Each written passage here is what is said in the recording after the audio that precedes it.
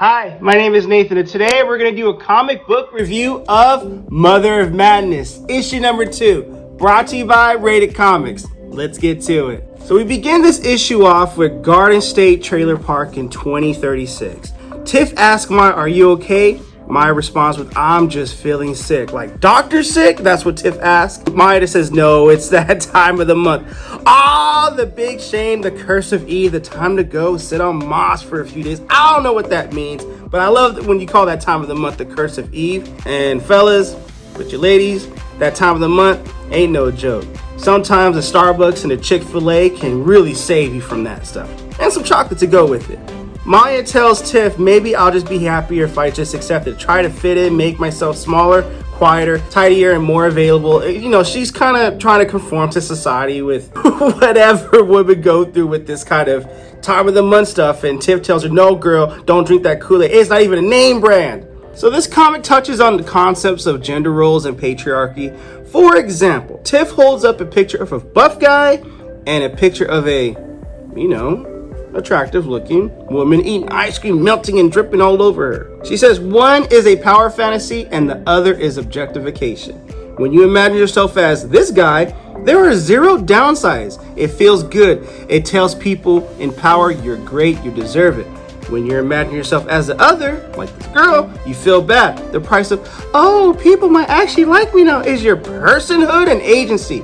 You get mad into a thing and no say in how people see you. So in other words, she's pretty much trying to say it's a gender scam. That's an interesting way to put at it. It's kind of interesting how this breaks down, but it's also adding more confusion and torment to Maya. But with that being said, conforming to the patriarchy and gender roles of society, one wrong move and you fall and you die and you will deserve it. I mean, I gotta laugh at that, but in a way, there is some truth to it. There is a system in place that puts a handful of people on top and then tells everyone else to hate and hurt and police each other into the ground. And with very, very few exceptions, ain't nobody else getting into that club. So in other words, there's people on the top pulling the strings. But Maya, at the end of this page, says love is ultimately the answer to everything. Now we're back to 2049, the apartment of Maya and Billy Cooper. Now, Maya, it's kind of interesting that the narration of this book, it talks to you as a reader, and there's a lot of exposition and jump backs and forth, and they know that, but each exposition, it portrays or pertains to an important event that is going to foreshadow something later. So Maya, Billy, and Benny are having a conversation on a couch. Benny is this guy that Maya is living with that it hints that he does have feelings for Maya. Billy says, "Maya, I always knew there was something so strange and special about you. Admittedly, you get superpowers when you're on your period?" That's okay. That's weird. Where she breaks down her powers to Benny. So when she gets mad, she gets strong and fast. When she's upset, she's invisible. When she gets scared, she gets supersonic hearing. When she laughs, things can get broken because when she laughs, her frequency is so loud that glass and other stuff breaks. When she gets happy, she gets all squishy like a kitty. And when she's sad, Benny adds, she heals. Benny decides to do something for Maya. She takes Maya to Henry, the garment district. Turns out there's this girl named Henrietta, but she does all this couture and fashion design. And she talks about she puts the name, a French name on her garments, even though she's not French at all. That way people pay the actual price that her work is worth. Clever, misleading, but clever. So she tells Maya, any friend of Benny is a friend of mine. He's helped me out with some stuff. And if you're gonna do your nightly exploits, let's get you something. And as far as I'm concerned, don't worry about money. This is a charity for me and a tax write-off. Okay, it's very untraditional in a superhero comic or superhero story to dangle out your secret identity like, hey, it's me, I'm the mom of madness. But I totally get it, and I think it's refreshing when she can rely and ask other people for help. As a single mom, you do need help. I'm a single dad, and trust me, you need help with some things sometimes. So next, Maya is taken to a brother named Alf. He's a therapist and a life guru. He looks like Gandalf, acts like Gandalf, and his legal name is Gandalf. All right. So they introduce each other, and she's offering Maya meditation to get her hormones in check and to know how to channel her own hormones when appropriate without relying on that time of the month. I know your bodies are emotions and they go hand in hand and it's all gonna be out of control. So in other words, he's trying to tell Maya, if your powers are really based on your emotions, we've got to get you in touch with your trauma, brain chemistry, inner child. Okay, I'll keep writing with this book, but I'm starting to get it. And now in this page right here, Maya tells Jessica Boone her superpowers, and Boone is like, how could you not tell me? Wait, I mean, I know you don't, I don't mean that, but how could you not tell me? But then again, I totally get it because you are entitled to your privacy and bodily autonomy, right? But I mean, we work at a consumable pharmaceutical company. I can help you with this. And then Maya's being cool, like, yeah, I've been learning new mantras for body hormones. I turn invisible, see? But keep in mind, when she's upset, she turns invisible. So she's channeling her inner emotions to turn invisible, upset at will, instead of relying on that time of the month. Okay, well, let's keep going.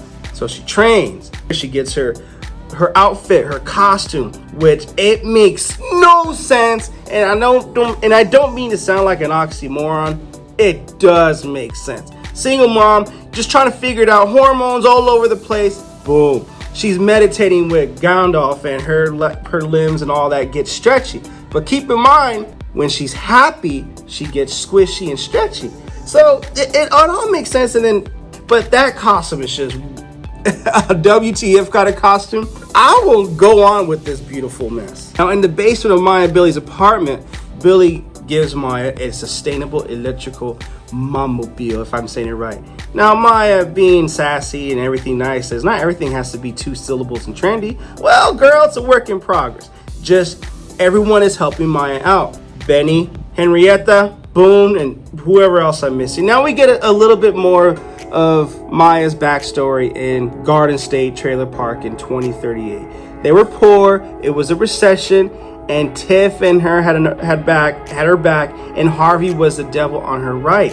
You know, they slept, they went to bed with their bellies full, they sold to cops, planted what they needed, they did what they did to get by, but Harvey was the emotional, verbal, physically abusive type to Maya. And one night, she takes one of those EPT tests and she cannot believe this ish. She's pregnant but doesn't know how to tell Harvey. Now some stuff went down. Tiff's gone. One of their rocks in their little schemes that they do, their jobs that they pull to make money. But for the first time, Ben raises hell that she just runs away and she can't tolerate it no more. Baby coming, it's not going to be the best life for her upcoming baby, which is soon to realize it's Billy. And we go through Maya's emotions, and she remembers the night that Billy came into the world. It's a miracle. She's alone. She's always alone. Then you're not. 1 becomes 2, and you think every living creature comes into this world alone, and they say we go out of it alone. So she's pregnant, alone, hormones and emotions going all over the place, and I can only feel for her. But that isn't true anymore. Now that Billy's born, she's a mom, she's fighting crime, she feels she's on purpose, she's doing good things in the world, she's contributing. She always did it for the love of Billy because she wants to make the world a better place however she can for them and for Billy. Maya talks about for months things have been good. Alf's got her balance, Henrietta has made her costume bulletproof, even though it's a beautiful fashion design mess. But in a way, it's starting to grow on me though. Yellow and blue, it's bright, it's poppy. And I did not even notice out of her costume, is that her underarm pit hairs growing out of it? I do remember in the first issue when all things are kicked in, happy, scared, upset, nervous, like her powers are just all over the place. Now we see this scene right here where she's lifting a car out of the scene using her super strength. Keep in mind, her super strength is when she gets mad, so she has to summon her inner madness. I guess all this emotion is getting, wearing or taxing on her. She says, I swear this has never happened to me before. And then we see her in the Bacala Museum turning invisible, and she reasons or tells herself that maybe she's just emotionally exhausted, that she can't access her powers. Now it comes into, I don't think she's using her superhero gig as a way of social media influencers try to get brand deals, but we see this brand Vigilante. They're like, who is this mysterious woman? I don't know if she's some kind of social media star trying to get sponsors. The guy on the other hand is like, no superhero has ever been commercially viable, especially in a costume like that. You can't even beat it off to? Okay, I wasn't thinking that. But now that you said it, I can't stop thinking that. Maya says, even though she's in the streets just going about her day, she sees her merchandise, knocked off merchandise using her image to make money. So Billy tells Maya still saving 3 people from house fires, finding 2 lost kids, forcing a CEO to lower the price of cancer medication, breaking up a frat situation about to turn foul, and you still at home making peanut brittle for a sleepover. Hey, all things are good. You can't maintain this for a while. Something's about to go down. Next page, we see Harvey coming back into her life, looking fresh, clean. Okay, this brother has his stuff together. She raised their kid without his help. Now he comes back looking like this. It's got to be some kind of guilt. What's your agenda, bro? And girl, why you biting your lips like that? We know what biting the lips mean. It means you biting the lips for a reason. So now in all this excitement, as she goes into these thoughts, it shows that she's giving her son Billy a bath. Armpit hair going, she's getting stretchy, a mess all over the place. So I don't know if all her emotions are just running rampant from the thought of Harvey coming back into her life. So they go out for a walk in the town, and Harvey apologizes to Maya. I'm so sorry for who I was, for what I did. I'll never be able to apologize enough for what I did to put you through, or what I put you through. We were so young back then, but that's no excuse. I'm not trying to cause trouble. He apologized for screwing up. He tells Maya, I will respect whatever boundaries you put in place. Child support, a kidney, a college tuition. If that's what Billy needs, I'm here. I got you. Thank you for your time. I hope this hasn't hurt you too much. Let me know what you decide. Maya even acknowledges, like, that was a great apology, honestly. Too great. But she looks up and she sees Billy looking down at her, and she's thinking, okay, I'm a mom first, but this man who I left now is back in my life, who seems to have changed. Is it the best thing for Billy? We don't know that yet, but on top of all that you're dealing with, if you get a backstory, once again, another flashback of the home and Mark and Eve Kuiper, Maya's adoptive parents in 2031. It's an interesting story of how, despite all that her parents went through, they still had love. But the knockoff of it was her mom was watching a channel of how to make pasta with oyster mushrooms and freshly grated cheese. This pasta does look yummy though. But it turns out that night was a night of what became known as the notorious mushroom risotto massacre. So in other words, mom picked out the wrong mushroom for the pasta, and it really upset her that she had a total aversion about anything to poison. It was a poison control incident where she and her dad met, and they met their untimely fate. And now she does acknowledge, even though pertaining to the story, this backstory just gives it a backstory of Maya's character, it doesn't really propel the book forward, at least not in this issue. But Maya does acknowledge that, or the writers do acknowledge that, saying, I thought this flashback was going to be more helpful, but maybe it's foreshadowing for something down the line. Then we get this Caldwell Tower scene where we see this assistant, I don't know her name, and there's this other executive, we'll call her like the Cruella of Mother of Madness or something like that. Get them younger. And it has something to do with trafficking children to make them invisible, to make them like mom, the mom hero. So she's doing all these tests with these kids because in her way of thinking, there must be a way to rise above all in this wretched humanity, this mere simpering, superficial femininity. I'm still trying to, simpering. I kind of, simpering. Okay, so in other words, all in all, there's a lot of dialogue in here, but this is pretty much, she's a human trafficker trying to fulfill an agenda. And then here's where Maya gets into a superhero mode, but also motherly at the same time. So she's interrogating this guy to find out where this homegirl's at, who's trafficking all the kids for her own personal agenda. He tickles her, hangs her upside down.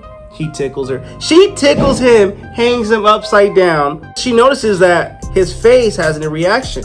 And she's like, what's wrong, buddy? Your face, tell me. And he says, peanuts. She realizes it was the peanut brittle that she made earlier. She was reckless with food allergy and didn't even ask. I'm the worst mother. Okay, that's refreshing on how you put it that way. So all in all, I gotta leave some meat on the bone with you guys, but this book does have a very cliffhanger ending. I'm looking forward to reading issue number 3. It's a lot going on. This comic touches on concepts like gender roles and patriarchy. I think it could have been done in a way instead of like a show me more approach instead of tell me approach. But at the very least, if a book is going to be more heavy-handed about the approach of delivering on that theme, okay, I guess I'd rather have it be Mother of Madness issue number 2. If this book also focuses on the plight of women, which I can appreciate, you know. So I gotta say, Maya forming a sort of support group with Henrietta, Billy, and everyone else, and Gandalf, who's helping her channel her, you know, her energy, her emotions. It's kind of a bit refreshing, because usually in superhero books you just don't talk about that. Obviously, this isn't a conventional superhero comic of punching and fighting, but clearly what Emilia Clarke and the writers want to convey is to maybe enact a little change. For that reason, this issue feels elevated and different from a conventional story. I also believe, in my opinion, this story is about Maya being a survivor, but also a victim of folks like her ex and how she moves on from them, how she became more powerful. That goes for her powers too, which are each tied to her emotion, as you know earlier. There are bits here and there in this book that have strong messages about being a woman and living a happy life. It may feel scattered, but those messages are still there. I would say, before I can make a final assessment on this book, it's definitely for mature audiences. I gotta see how this book concludes with issue number 3. With that being said, Mother of Madness, issue number 2. What you guys think of the comic? Even though, in my opinion, I thought it was all over the place, but I will give it a shot, and I believe you have to read this comic more than once, at least maybe just in my opinion or whatnot, to fully grasp it. At least the first issue I had to. If you want to get a copy of Mother of Madness issue number 2, link in description. If you like the content we're throwing up, you know what to do. At Rated Comics, we do awesome comic book related reviews, comic book related content, and the occasional comic book giveaway. Thanks again for watching. Until next time.